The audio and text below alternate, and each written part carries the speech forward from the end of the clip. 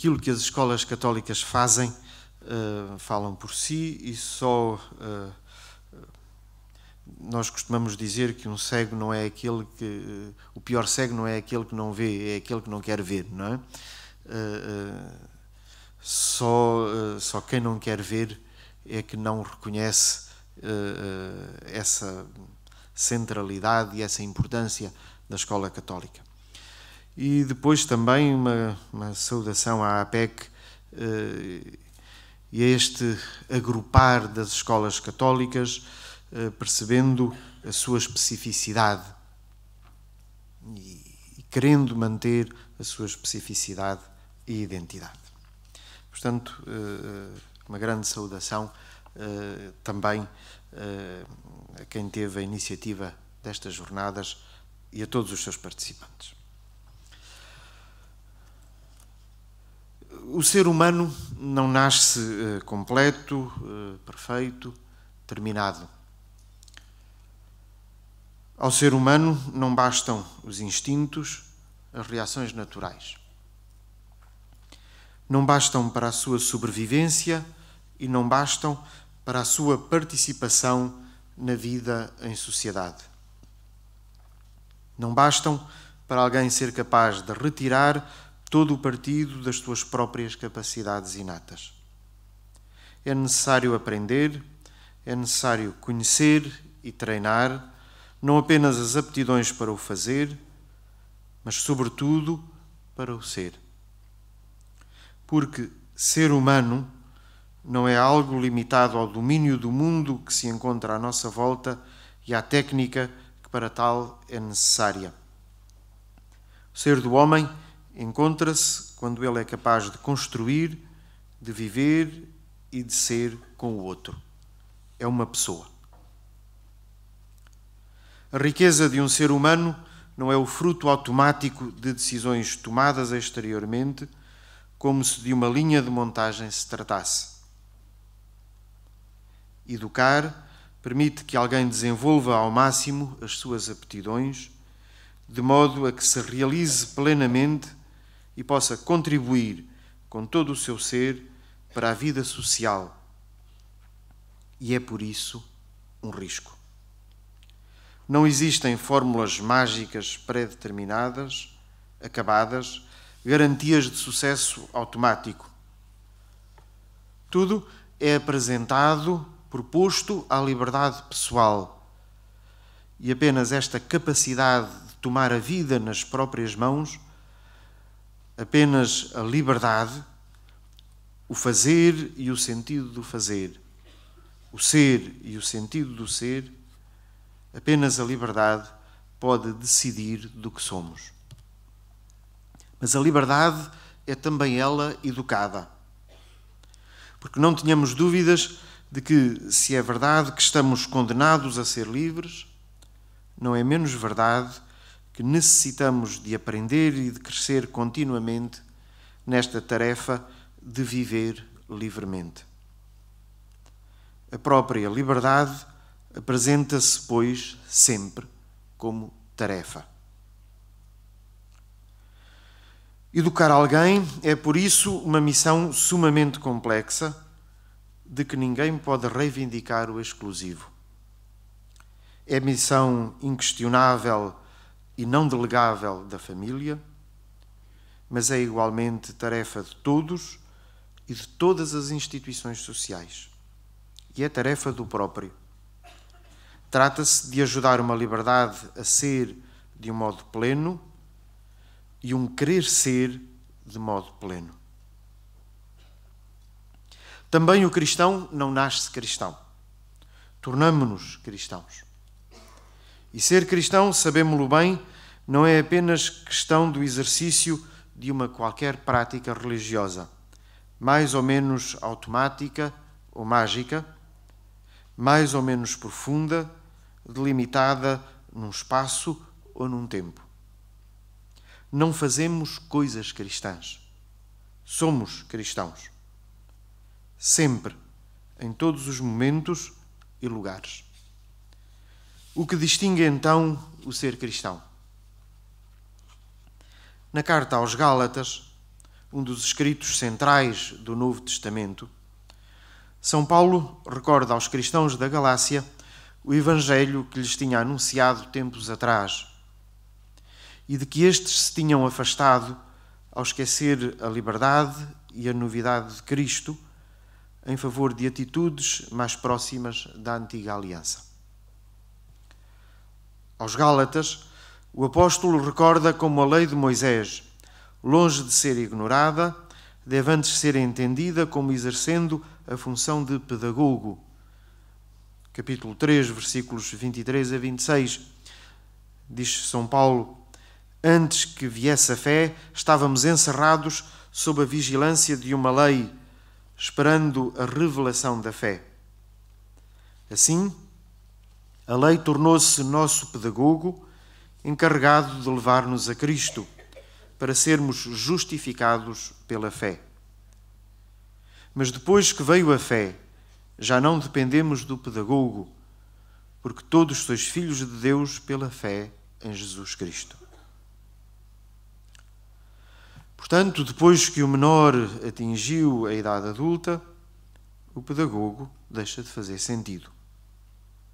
Ora, a idade adulta da história, a plenitude do tempo, teve lugar quando Deus se fez homem, como afirma o apóstolo logo de seguida. Capítulo 4, versículos 3 a 6. Assim também nós, quando éramos menores, estávamos escravizados pelos rudimentos do mundo. Mas quando veio a plenitude dos tempos, Deus enviou o seu Filho, que nasceu de uma mulher e nasceu submetido à lei, a fim de redimir os que estavam sob a lei, para que recebêssemos a adoção filial.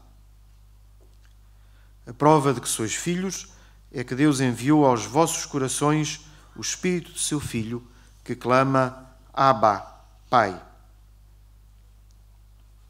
Não se trata para o apóstolo da afirmação de que com o advento de Cristo chegamos apenas à maturidade do religioso.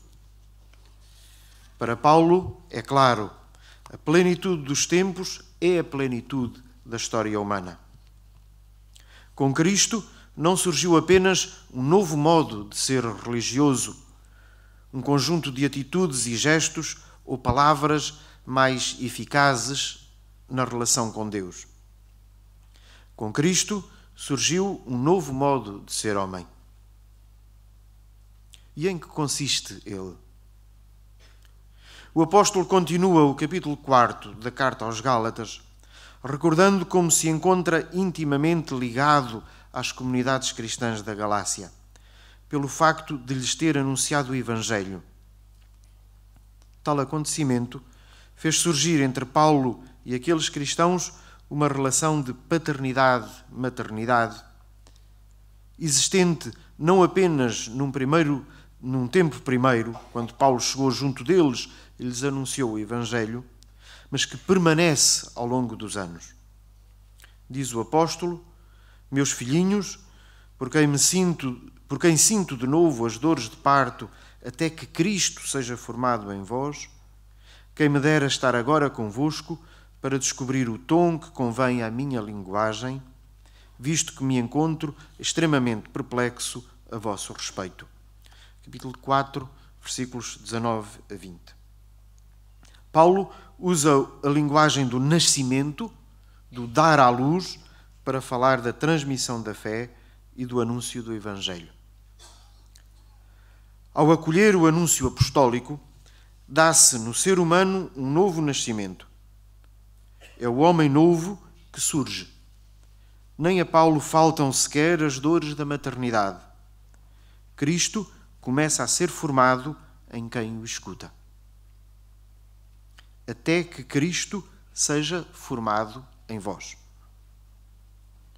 O apóstolo indica aqui o objetivo de toda a educação cristã. Que Cristo seja formado em cada ser humano. O novo nascimento coincide com o início da formação de Cristo em alguém, tarefa nunca definitivamente terminada e sempre necessitada de ser retomada e aprofundada em cada dia. E de novo nos deparamos aqui com a questão central da liberdade. Eu gerei-vos em Cristo, afirma o apóstolo noutra passagem agora da primeira carta aos Coríntios, 4, 14, 16. Diz ele: não escrevo estas coisas para vos envergonhar, mas admoesto-vos como meus filhos amados. Porque ainda que tivesseis 10.000 tutores em Cristo, não terias, contudo, muitos pais. Porque eu, pelo Evangelho, gerei-vos em Cristo. Admoesto-vos, portanto, a que sejais meus imitadores. Não devemos permitir dúvidas. O objetivo da educação cristã e da presença organizada dos cristãos na educação é este e não outro: que Cristo seja formado em vós. Esta foi sempre e continua a ser a finalidade da presença da Igreja no mundo da educação. Conduzir o ser humano não apenas a viver em cada dia que passa a um maior grau de humanidade, desenvolvendo plenamente todas as capacidades e potencialidades que traz naturalmente dentro de si e capacitando para desempenhar as tarefas que não pode deixar de assumir no seio de uma sociedade, como, igualmente, conduzi-lo a deixar que Cristo seja formado nele. Na certeza de que apenas a vida sobrenatural da fé permite o desenvolvimento pleno da própria humanidade. E não são estas duas tarefas que se desenvolvam de forma paralela.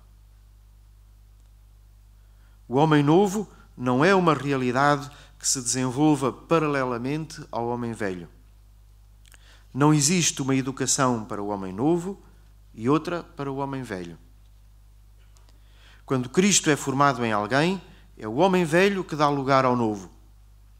Mas o homem novo, o homem que tem a forma de Cristo, traz consigo, purificado, convertido, todo o saber, todas as atitudes, todo o modo de pensar, de sentir, de viver, de olhar o que se encontra ao seu redor, tudo transformado por esta nova forma de ser.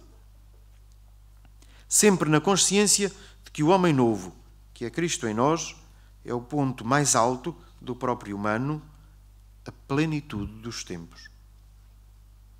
Cristo em nós. Outra fórmula querida ao apóstolo Paulo. Cristo em nós foi sempre entendido não como uma realidade paralela à realidade humana, mas como o modo mais perfeito de ser homem.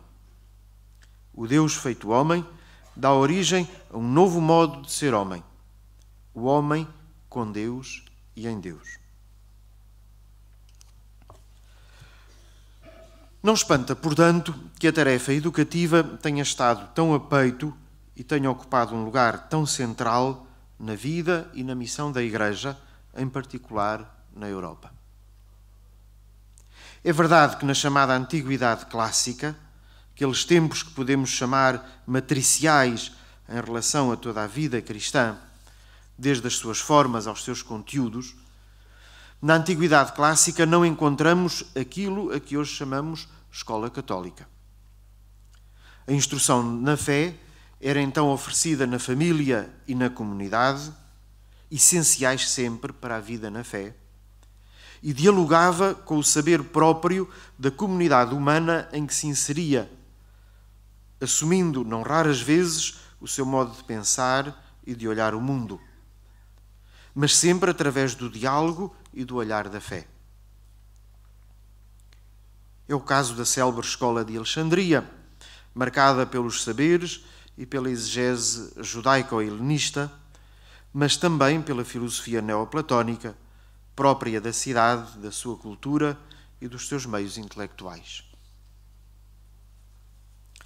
O tempo das chamadas invasões bárbaras, esse enorme período de instabilidade e desmoronamento civilizacional que medeia entre os séculos V e VIII europeus, marcou o final do mundo antigo e com ele também da sua escola. Os conhecimentos, os saberes da antiguidade vão sobrevivendo nos pequenos redutos de cultura que são os mosteiros. Em particular, os da família beneditina.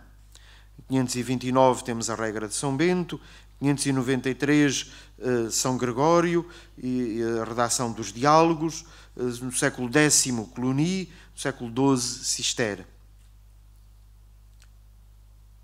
Mesmo que queiramos olhar para a escola monacal como um tipo particular de ensino, dedicado todo ele a formar o monge, não podemos deixar de reconhecer como os mosteiros e a sua unidade de vida desempenharam um papel essencial na conservação, desenvolvimento e transmissão dos saberes clássicos. Aqui, o saber humano encontra o seu ponto alto na teologia, sem desarmonia nem conflito. O cultivo dos saberes, de todo o tipo de saberes, contribuía para formar o homem novo, cujo ensino era perpassado pela fé e encontrava o seu ponto alto na liturgia, nesse momento em que Deus e o homem se encontram e o ser humano exerce a sua mais nobre atividade, o louvor de Deus. Recordemos a este propósito o marcante discurso do Papa Bento XVI ao mundo da cultura durante a sua visita a Paris no dia 12 de setembro de 2008 e algumas das suas palavras. Dizia então o Papa: visto que na palavra bíblica Deus caminha para nós e nós para Ele, é preciso aprender a penetrar no segredo da língua, compreendê-la na sua estrutura e no seu modo de se exprimir. Assim, devido precisamente à procura de Deus, tornam-se importantes as ciências profanas que nos indicam as vias rumo à língua. Uma vez que a procura de Deus exigia a cultura da palavra, faz parte do mosteiro a biblioteca, que indica as vias rumo à palavra. Pelo mesmo motivo, dele faz parte também a escola, onde concretamente se abrem as vias. Bento chama ao mosteiro uma escola do serviço do Senhor. O mosteiro serve para a eruditio, a formação e a erudição do homem, uma formação cujo objetivo último é fazer com que o homem aprenda a servir a Deus. Mas isto supõe precisamente também a formação da razão, a erudição baseado na qual o homem aprende a perceber, por entre as palavras, a palavra. Até aqui o Papa Bento XVI.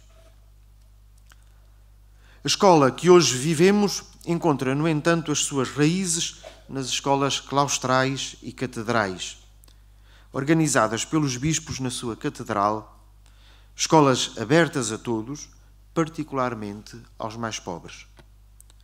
Recordemos o texto do célebre Cânon 18 do Terceiro Concílio de Latrão de 1179. Diz o concílio: a Igreja de Deus, como mãe extremosa, deve prover aos necessitados, seja no que respeita ao sustento material, seja quanto ao bem das suas almas, para que os pobres que não possam contar com os recursos dos seus pais não sejam excluídos da possibilidade de estudar e progredir, em todas as igrejas catedrais seja conferido um benefício proporcionado a um mestre encarregado de ensinar gratuitamente os clérigos dessa igreja e os alunos pobres. Deste modo, se providencia as necessidades do mestre e se abre aos discípulos o caminho da ciência. Se em 1179 este concílio ecuménico assim o determinava, fazia-o a partir da experiência já vivida em muitas escolas catedrais. Neste sentido, aliás, o Quarto Concílio de Toledo, 633, tinha sido precursor ao obrigar os bispos da Espanha a criar escolas na respectiva catedral.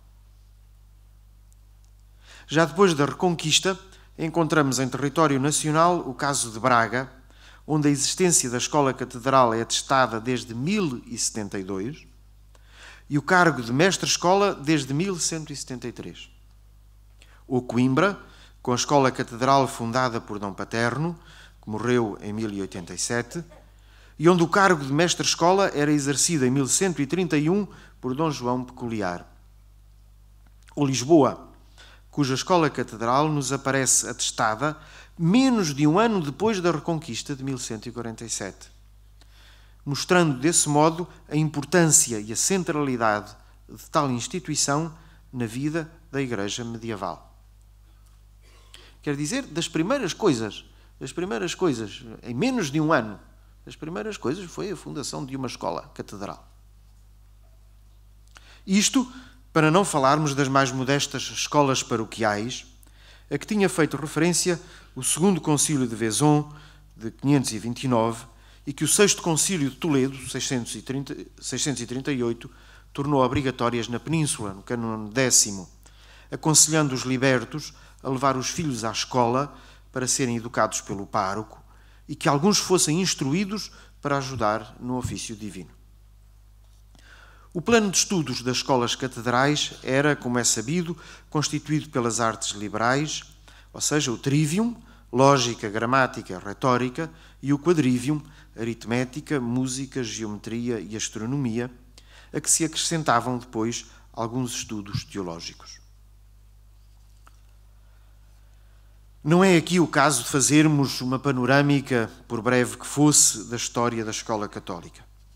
Teríamos que nos deter nesses outros momentos dignos de uma verdadeira epopeia das congregações religiosas que se dedicaram ao ensino nos tempos modernos, oferecendo a todos, sobretudo aos mais pobres, a possibilidade de acesso à instrução e à educação. Em Portugal, a supressão destas congregações religiosas em 1834 criou um tremendo vazio na escolarização, de que ainda hoje sofremos as consequências. E teríamos igualmente que nos dar conta de como essa realidade foi sempre olhada pelos poderes estatais com desconfiança. Basta-nos sublinhar como, desde o início, a Igreja teve a educação no seu coração e no centro do que é a sua missão. Como essa missão educativa teve desde sempre o objetivo de que Cristo seja formado em vós. De que, como para tal, sempre foi procurada a unidade entre os diferentes tipos de saber, na certeza de que todos eles não podem, em última análise, deixar de concorrer para a formação do homem novo, Cristo em nós. A escola católica e toda a escola encontra-se hoje numa encruzilhada. Em primeiro lugar, por causa daquela realidade a que de algum tempo a esta parte se chama emergência educativa. Diante de um mundo que se desmorona, como é o caso da nossa civilização ocidental, como possibilitar às novas gerações um verdadeiro exercício da liberdade, daquela verdadeira liberdade que apenas a sabedoria permite viver. A emergência educativa não tem tanto a ver com a manutenção de um mundo e das categorias em que ele se encontra alicerçado. As civilizações, por muito que nos doa, nascem, crescem e desaparecem. Não existem civilizações que sejam o fim da história. A emergência educativa tem antes a ver com a evidência de que alguém a quem não foi dada a possibilidade de desenvolver plenamente os seus talentos, a sua humanidade, é menos livre e tem menos possibilidade de exercer, de viver plenamente a sua dignidade de ser humano, incluindo nesta humanidade ou qualidade do humano, o homem novo em que Cristo foi formado. A escola católica não pode deixar de assumir esta emergência educativa. Não se trata apenas de manter um mundo que está a desaparecer nas suas categorias de correção, nos seus dogmas culturais, filosóficos e científicos. Trata-se de nos interrogarmos sobre o mundo que está a nascer e sobre a possibilidade que temos de que não deixe de procurar ser, já à partida, verdadeiramente humano. Um mundo novo está a nascer.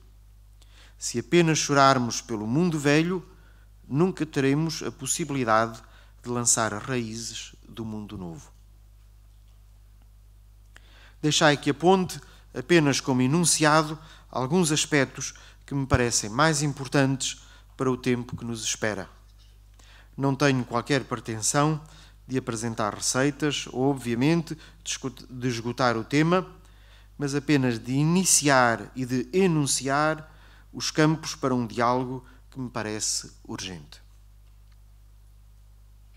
Em primeiro lugar, há que assumir o risco da educação. A escola tem-se resignado à transmissão de alguns conhecimentos, à transmissão de técnicas, à criação de padrões eficazes, mas maquinais, industriais, ainda que com a aparência de novidade, à preocupação da eficácia. O risco da educação, ao contrário, assume que a escola tem um papel cada vez mais importante no florescimento do ser, tanto mais quanto falham as outras instituições como a família. Trata-se de criar pessoas livres, que saibam pensar, que tragam consigo o hábito e a preocupação de viver como humanos, que percebam onde se encontra a verdadeira felicidade, que sejam sujeitos do mundo, não por assumirem o papel, ainda que excepcionalmente competente, de gente submissa às modas culturais, tecnológicas ou científicas, mas por tomarem nas suas mãos a responsabilidade da sua vida e de um mundo novo. É obviamente arriscado. Não podemos garantir o sucesso. Mas o outro caminho, aquele que tem sido desenvolvido, é o da formação de seres destinados a repetir maquinalmente gestos e pensamentos.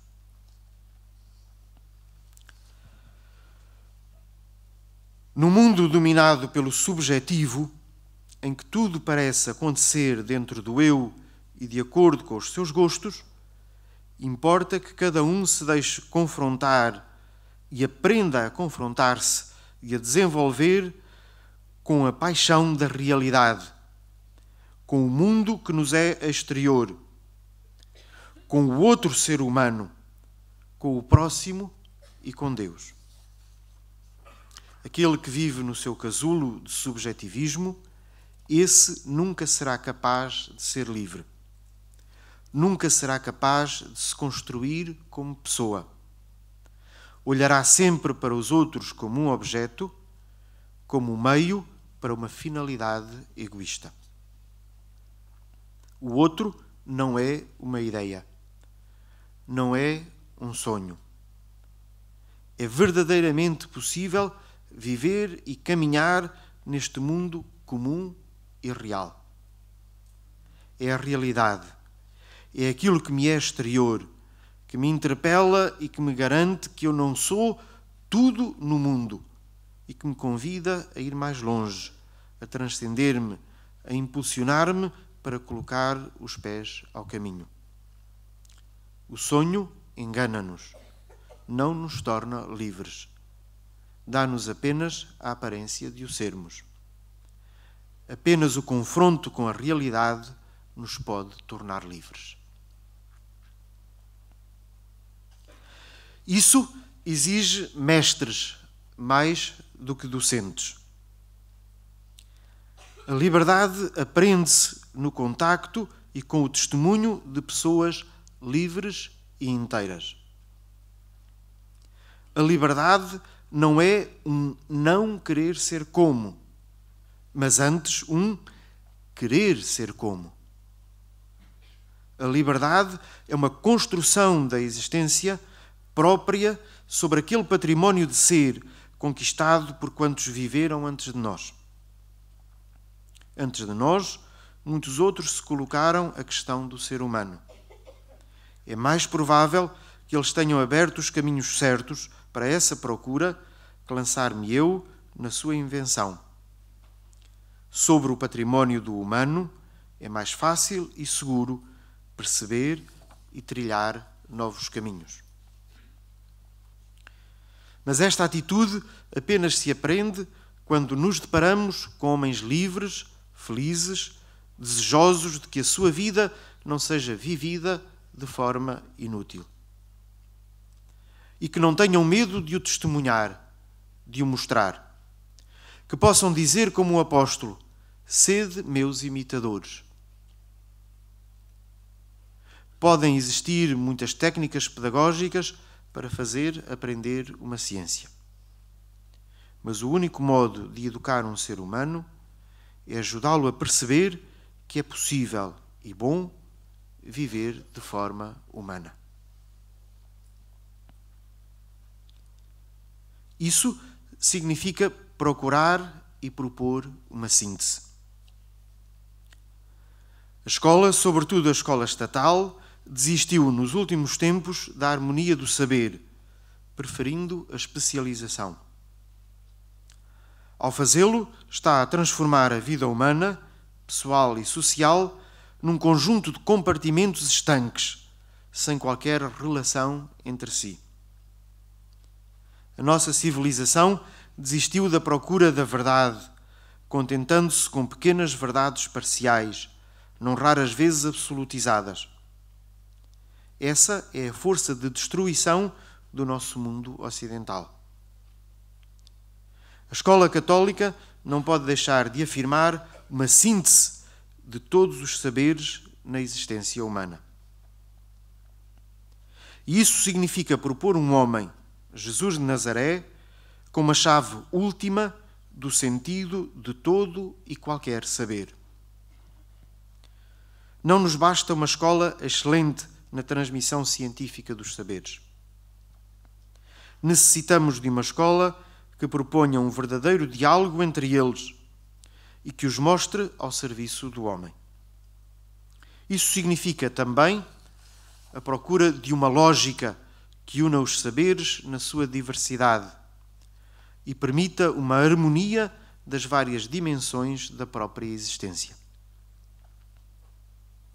A razão não é a fonte de todos os saberes, mas não a podemos colocar de lado como se fosse algo de essencial para o saber, mas inútil para a existência humana, apenas regulada pelo sentimento. Esta centralidade da razão, algo de essencial. A fé não pode deixar de estar sempre presente.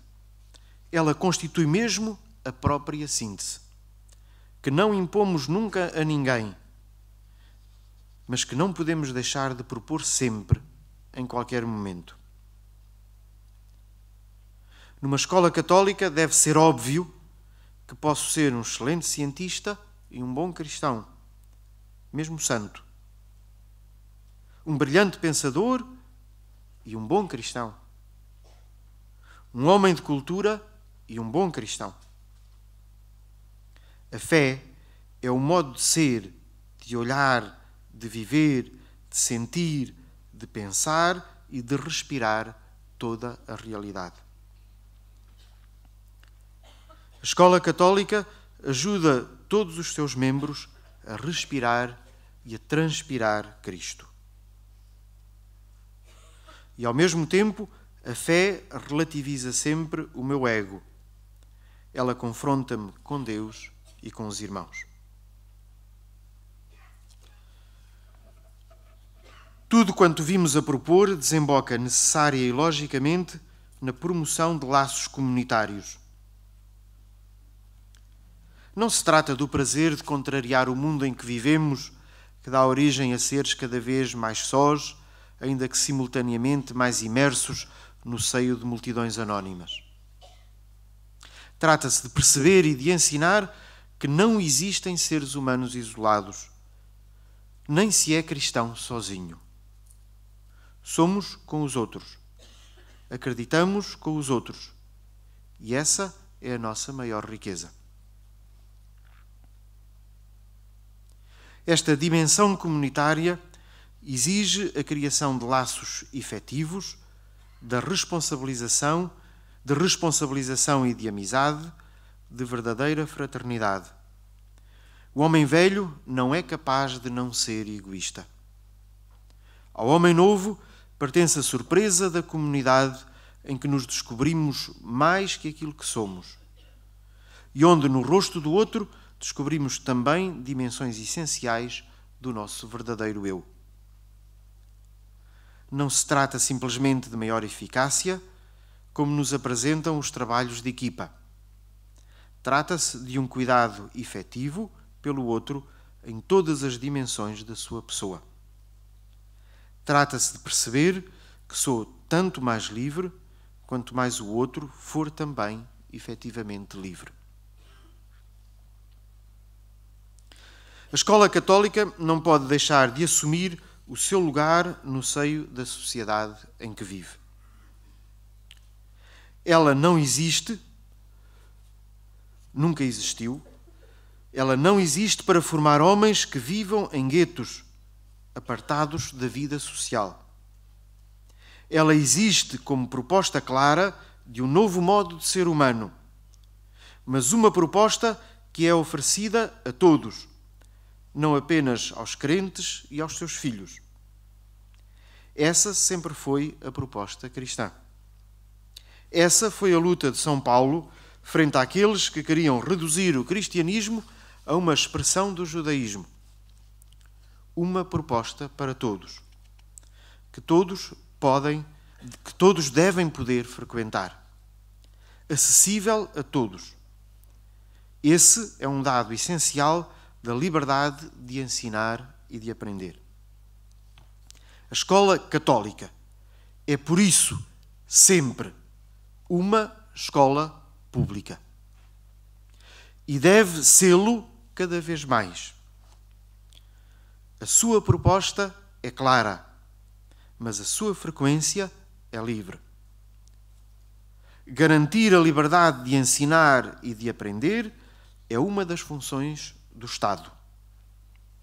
Não cabe a este impedi-la ou limitá-la, seja impondo a toda a nação os conteúdos e a forma de ensinar através do uso de manuais escolhidos e através de pedagogias nunca neutras, seja impedindo o acesso à escola dos filhos de quem não possa pagar duplamente o ensino.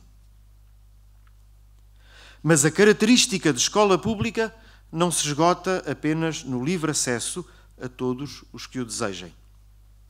Significa, igualmente, que a escola católica não pode deixar de estar presente no espaço público, participando nos debates e oferecendo o seu contributo para a vida pública, construindo a sociedade em que se encontra. Poderão existir escolas que não queiram ser públicas, ou seja, que recusem estar presentes no espaço e no debate público. Mas a escola católica sempre acolhe a todos dentro das suas possibilidades. Ela sempre se apresentou como escola para todos e, em particular, para os pobres. Vimo-lo nos breves acenos históricos ao nascimento da escola católica. A preocupação da Igreja, em particular nos pronunciamentos de concílios e dos bispos, foi sempre a de que todos tivessem acesso à educação e encontrassem na escola católica um lugar onde pudessem desenvolver a plenitude do ser humano.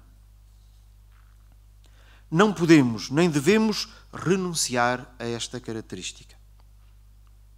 Por isso, não podemos deixar de exigir aos poderes estatais as condições efetivas do ensino, do exercício da liberdade de ensino.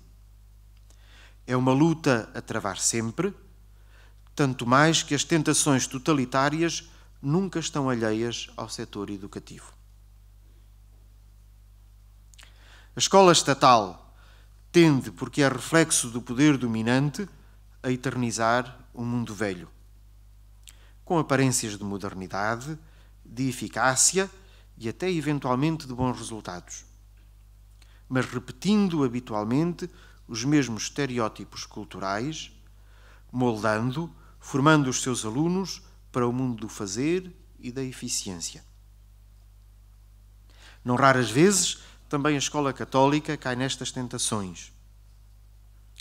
Ou porque a isso se vê obrigada pelos poderes estatais e não tem forma de lhes resistir, ou porque é mais fácil conformar-se com a moda, que se mostra sempre atraente. Contudo, ela tem uma missão, hoje mais urgente que nunca, a de permitir que Cristo se forme em nós. O mesmo é dizer, nos seus alunos, docentes e funcionários, mas também na sua comunidade que a envolve e de que vive. Muito obrigado pela vossa atenção.